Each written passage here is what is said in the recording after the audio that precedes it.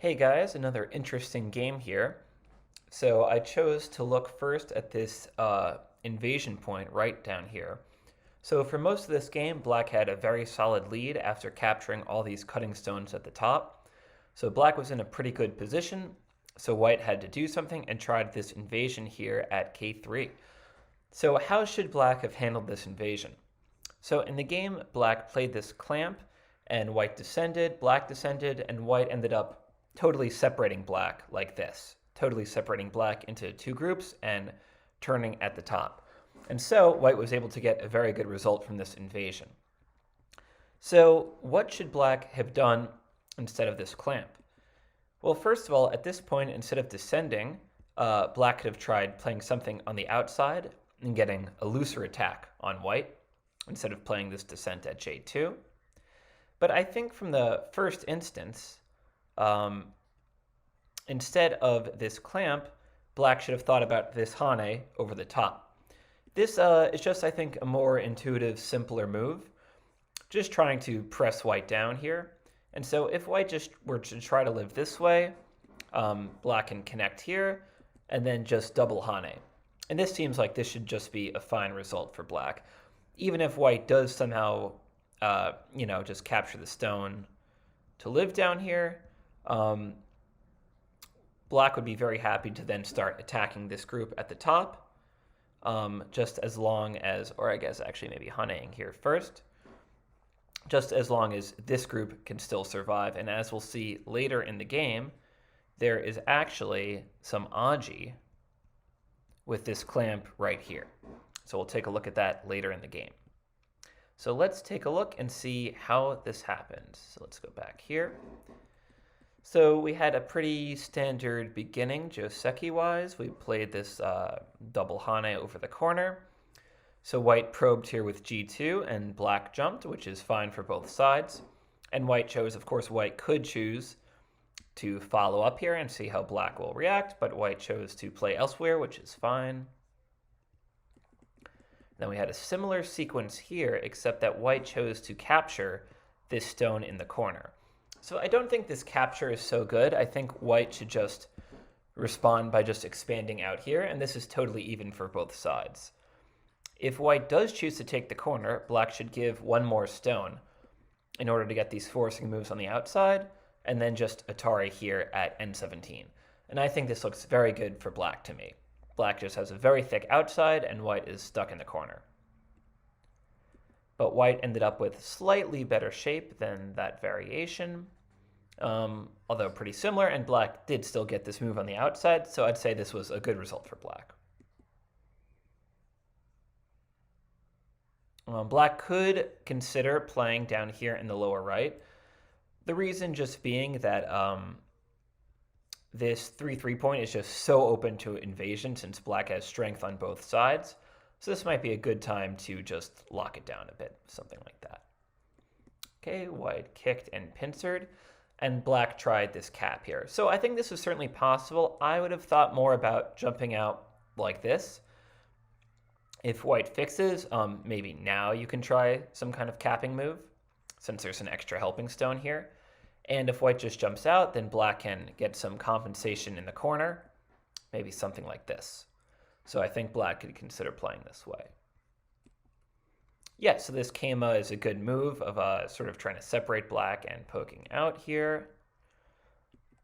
And I think Black did a good job with this cut, although as we'll see, White maybe, so in the game, White Atari'd, but what if White just extends here? This might be a little bit more annoying for Black to handle. If Black just connects, this Atari is free, White can push and try cutting to separate Black. And if instead Black connects this way, then White can, again, after this Atari maybe, easily push out here. Or actually, I guess without the Atari, so you don't have that liberty problem there. Yep, just capture the two stones just like this. So I think Black does have some weaknesses that White maybe could have exploited with this extension. Okay, but after this, there's actually a big opportunity for Black. So Black did get a good result in the game. But what if instead Black just cuts immediately right here. If white captures, black can Atari, and now black is totally connected and can start attacking this group very severely. If instead white pulls back, then black can just extend here. And this group is totally safe, and now white is separated into two. So I think black could have thought about this. But this result is still fine. And so after this, black took a big lead because black captured these cutting stones and white is still separated. And this corner group is very strong. So from this point onward, it became sort of a battle of white trying to get back into the game. And just in terms of direction of play, instead of this, I would consider just jumping here to attack these three stones here and just getting out into the middle. Because we don't want to force these white stones against these, potentially, as we saw later. So this is all fine. And so like this, black ended up connecting all of his groups here. Although, I think black could have just connected right here. Because, yeah, seems fine. But this is still fine. And so black tanuki'd here, but I wonder if instead black should consider playing in this area since these stones are so weak and now these black stones aren't so strong. So you could play something very safe, like just a shape move here, which is looking at this cut at N13. Or just even expanding down the side is maybe best, still looking at that cut and not so focused on these four stones. You could try cutting directly, but I think you might run into some trouble with these black stones. So I would consider something like this. That looks good. So white played this move here, and black cut directly, which I think is a little premature. I think instead we want to try leaning against this Q10 stone to separate white's groups. For example, something like this. This could be a good way to separate these two white groups and make sure black is totally safe and gets out.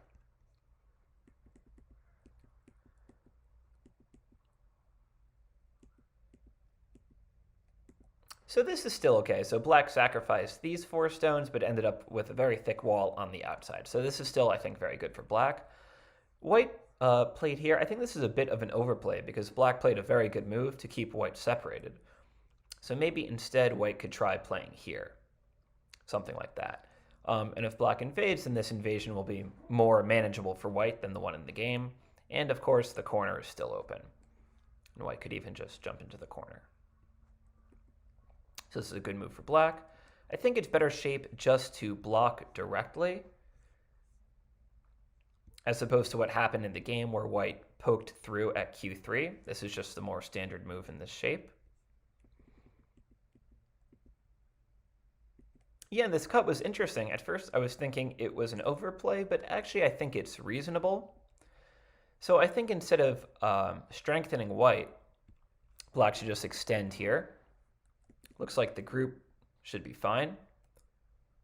And these white stones on the outside are still floating. But instead, black chose to sacrifice the one stone. Since black has such a big lead, I think this is still possible. And of course, I haven't mentioned, but there still are a lot of big weaknesses in the corner. Like this, for example. This could be pretty nasty for white later. So I think black fought very well here and kind of squeezed white's group, although black does have some cutting points of his own. And so he did allow white to capture all of these stones, which is why I would have preferred just to extend here directly, as opposed to letting white get all these Ponuki shapes in the middle, which I don't think was totally necessary. But I think black is still leading, just because he captured all these cutting stones and has solid territory here, and territory that is now getting very solid here.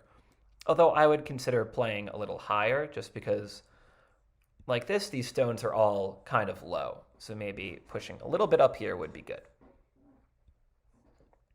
So white has to try and find some way to get himself back into the game. So I liked this sequence for black, attacking while gaining these black stones here that would help with an invasion.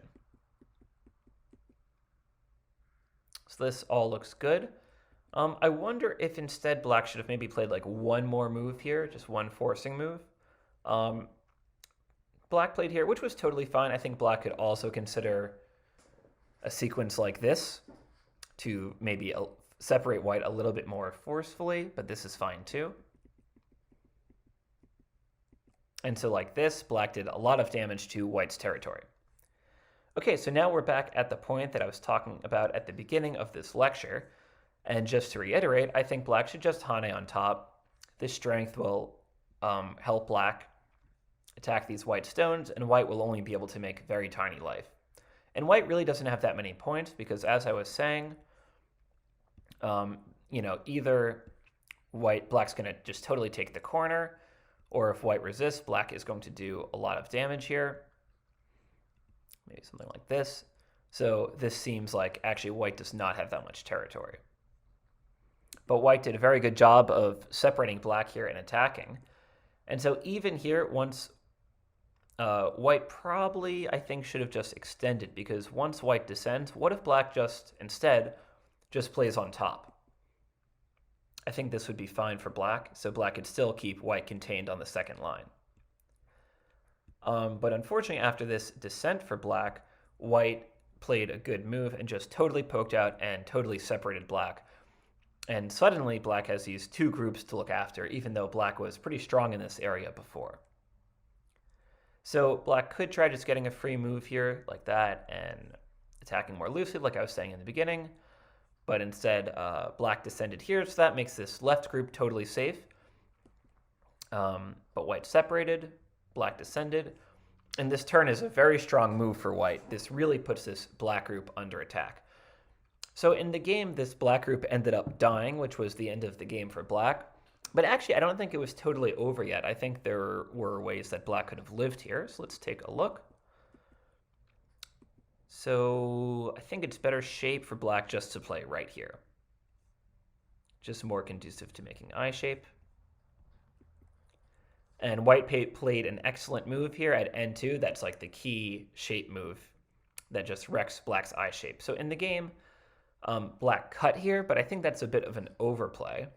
And white played very well in just punishing black. But what if instead black just pokes up here? So this move should be Sente, and then black can descend here.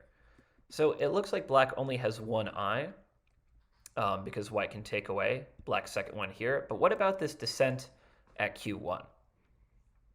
So if white plays here or something, then obviously black just lives. But what if white resists like this?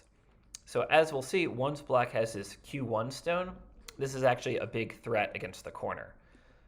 So the key move is to push through and then play this clamp. So if white descends, black can just easily take the stones like this. And if instead white pulls back, then black can just play underneath. And since black has an eye here, a big eye here, black should be able to win this capturing race and just kill this group here. And note that even though it looks like this should be Seki here, white can just play this way and then is going to eventually force black to fill right here. So I think black could fight back, just to reiterate, by pushing up. And the key move here at Q1 to make Miai out of either making a second eye or killing this group on the side. But after black cuts, it becomes a little bit harder. Although still, instead of connecting, I think black could still cause some chaos with this clamp here. So white has to descend here, and black can push through. Although actually, if instead, I guess white can push here first, throw in.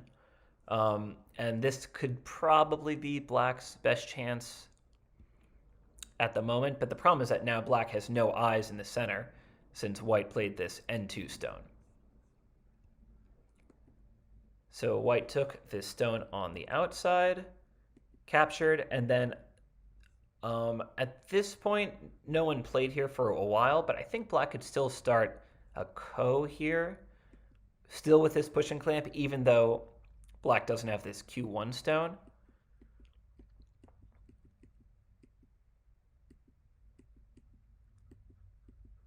so we could end up with a shape like this. So it's still going to be ko because it's going to be hard for black to approach because white has one eye and black will have no eyes.